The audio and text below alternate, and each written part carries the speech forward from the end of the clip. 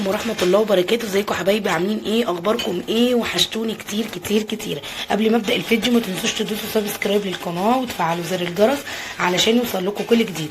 طبعا النهارده انا مش عارفه اعمل ايه، لقيت عندي مكونات سهله وكل حاجه موجوده في البيت وسهله وبسيطه، وحاجه طريقه سهله وهقول لكم هنعمل ايه. بسيطه جدا ومش محتاجه للتكلف اللي انتم مفكرينه، حاجه بسيطه وعلى قد الايد وافرح الاولاد ومش عارفه اعمل ايه حلو. فتعالوا اجرب معاكم الطريقه دي، بس هتعجبكم قوي وحلوه جدا وطعمها هتبقى جميل جدا. كل سنه وانتم طيبين، والنهارده 23 رمضان. خلاص العيد على الابواب. فانا قلت اجرب الفكره دي معاكم اللي انا هعملها تاني. مش هقول لكم دلوقتي، لما تشوفوا في الاخر الجمال بتاعي. انا جبت بيضتين وشوكولاته سايحه ونشا وكيس تانك. عندك برتقانيه بشر برتقان تمام، ما عندكيش هتحطي كيس تانك.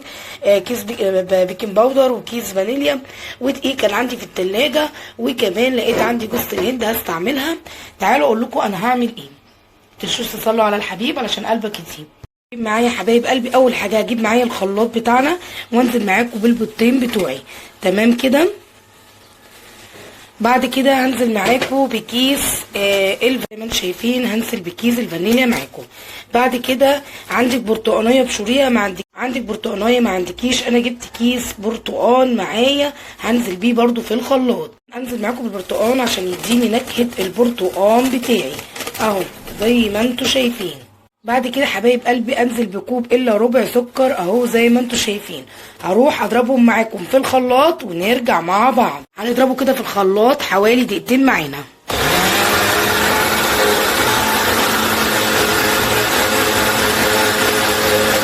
ننزل مع بعض حوالي بكوبايه الا ربع برضو من الزيت، ونكمل مع بعض باقي برضو الخليط نضربه في الخلاط.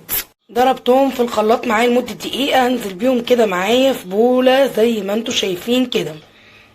هنزل معاكم بمعلقه صغيره من البيكنج باودر. هضربهم كويس قوي قوي قوي مع بعض كده، البيكنج باودر مع الخليط اللي انا عاملاه اهو زي ما انتم شايفين. فكره خلطه سهله جدا وبسيطه جدا ومكوناتها في البيت، اي حاجه موجوده عندك في البيت هتعمليها. هنزل معاكم بكوب الا ربع نشا اهو زي ما انتم شايفين، واقلبه برده كويس جدا. الم عجينتي كده. وصفه سهله وجميله وسريعه معانا اهو، هتعجبكم وكل الاطفال هتحبها. مع كوبايتين شاي كده بقى ايه اخر قلصها. حاجه سهله وبسيطه ومكوناتها معانا في البيت، مش محتاجه ان انا اهاتي ولا وهجيب وهصرف. لا طبعا الموضوع كله ما كلفنيش يعني كتير قوي زي ما انتم متخيلين، نص الحاجه موجوده عندي في البيت. وبعدين انزل معاكم ب3 كوبايات من الدقيق، ادي 1 2 3، واقلب كويس جدا جدا جدا كده معايا زي ما انتم شايفين لحد اما الم العجينه بتاعتي. كده انا بقى ممكن بقى استخدم ايدي الم العجينه بايدي. انا هشيل المضرب وهلم العجينه بتاعتي بايدي. حبايب قلبي خليكم معايا وما تنسوش تصلوا على الحبيب علشان قلبك يطيب. صلي على الحبيب علشان قلبك يطيب. كل ما الاقي العجينه كده يبقى العجينه بتاعتي عايزه شويه دقيق لحد ما اقدر ان انا امسكها معايا في ايدي واقدر اتحكم فيها. زي ما انتم شايفين معايا كده العجينه لميتها كده كلها لحد كده ما اتاكدت معايا ان العجينه اتلمت في ايدي وما اتلمتش ولا عملت اي حاجه في ايدي اهو. لازم اتاكد ان العجينه. هبتدي ان انا اعملهم كور كده صغننه اهو وهحطهم في اطباق. خليكم معايا. افضل معاكم كده زي ما انتم شايفين اعملها كور صغننه كده لحد لما اخلص الكميه اللي معايا في الطبق اهو زي ما انتم شايفين. اعملها كور كده صغننه. عايزه اقول لكم سهله وسريعه وجميله جدا وحلوه قوي ومش محتاجه اي تكلفه اهو زي ما انتم شايفين. وهوريكم ان انتوا ازاي تزينوها، يعني مش محتاجه. حبايب قلبي مين فيكم ما صلاش على الحبيب؟ صلوا على الحبيب علشان قلبك يطيب. طبعا انا قلت اعمل ايه النهارده، اعمل حلو ايه للولاد، اعمل حلو ايه للولاد.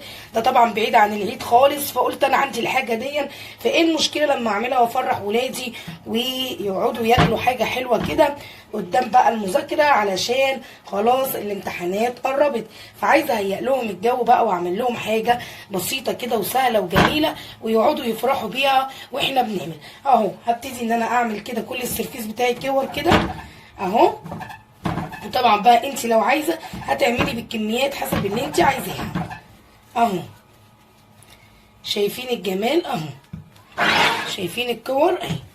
انا هخلص بقى الكميه اللي معايا دهيا اللي انتوا شايفينها دهيا في الطبق اهو هخلصها معاكم كور واوريكم السرفيس بتاعي طلع قد ايه وعملت قد ايه بطريقه سهله ووصفات سهله وبحاجات موجوده عندنا في البيت سهله وبسيطه، بس الكور كلها تكون قد بعض حبايب قلبي. اهو شايفين حبايب قلبي خلاص قربت اخلص. تعالوا اوريكم هنعمل ايه. هنجيب شوكه معانا حبايب قلبي، هنجيب شوكه معانا اهو زي ما انتم شايفين. هنمسك كوره كوره اهو زي ما انتم شايفين اهو زي ما انتم شايفين. انا غرست بايدي كده وببتدي بقى بالشوكه اهو زي ما انتم شايفين كده حبايب قلبي اهو. ابتدي بقى امسك الكوره كده اللي فوق دي علشان اظبطها كده اهو زي ما انتم شايفين الجمال. اكون دهنه الصينيه بتاعتي زي ما انتم شايفين، ادهنها زيت واحطها معاكم في الصينيه. كمان واحده كمان اهيا زي ما انتم شايفين كده، وابتدي بالشوكه كده اهو انزل بيها اهو من الجوانب، وبعدين اهو ارفعها كده لفوق اهو زي حبايب قلبي كده. خلاص انا شغلت الفرن على درجه 180 وهبتدي اسيح معاكم الشوكولاته وهقول لكم هنعمل ايه. يلا بينا على درجه 180 درجه فوق وتحت واكمل معاكم بقى الصاج. زي ما انتم شايفين كده حبايب قلبي هبتدي بقى معاكم بقى كده اهو زي ما انتم شايفين جميله ازاي ومستويه ازاي. طبعا هغمسها بقى في الشوكولاته كده اهو زي ما انتم شايفين مع شويه جوز الهند كده اهو زي ما انتم شايفين الجمال يا سيدي. يا جماله يا تكاته وحركاته اهو حبايب قلبي. ولو عايزينها ساده او بالمكسرات اي مكسرات عندك مفيش مشكله اهو زي ما انتم شايفين. حلوه قوي قوي قوي قوي كده للتزيين. انا بقى هكمل معاكم بقى الكميه واوريكم في الاخر الجمال بتاعهم. زي ما انتم شايفين حبايب قلبي هدخل بالصاجه التانيه معايا اهيا. ايه رايكم بقى في المنظر الجميل ده بقى والتشكيله الجميله وحاجه سهله وبسيطه في البيت. صلوا على الحبيب علشان قلبك يطيب. رايكم بقى في التشكيله الجامده اللي معايا. ايه رايكم في الوصفه الخطيره اللي انا عملتها النهارده؟ حلوه جدا. احنا بنشتري الحاجات دي من السوبر ماركت بنشتريها من الفران تبقى غاليه علينا. وشايفين الجمال. تعالوا بقى اوريكم كده بسكوته. شايفين الجمال يا سيدي يا جمال، وشايفين القرمشه والجمال، شايفين الحلاوه. يا رب يكون فيديو النهارده عجبكم. ما تنسوش تدوسوا سبسكرايب للقناه وتفعلوا زر الجرس علشان يوصل لكم كل جديد. اشوفكم على خير في فيديوهات تانية كتيره. بحبكم في الله وكل سنه وانتم طيبين ورمضان كريم وعيد سعيد علينا جميعا يا رب.